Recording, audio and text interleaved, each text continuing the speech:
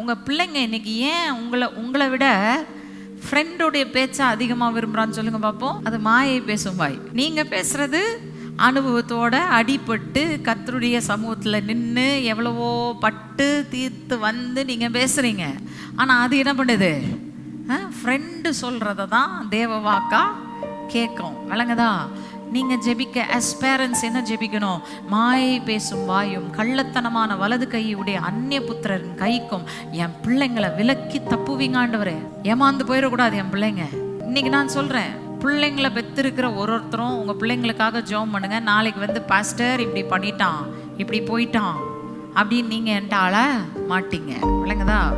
இன்றைக்கே ஜெபம் பண்ண ஆரம்பிச்சிங்கன்னா உங்கள் பிள்ளை எதிர்காலத்தில் தவறான வழியில் போகாமல் கர்த்தருடைய வழியில் நிலை நின்று he will come to fullness, he will come to strength. அது பொம்பளை பிள்ளையாக இருந்தாலும் சரி, ஆம்பளை பிள்ளையாக இருந்தாலும் சரி, ரெண்டும் முழுமையும் பலனும் அடைஞ்சு நிற்கும்.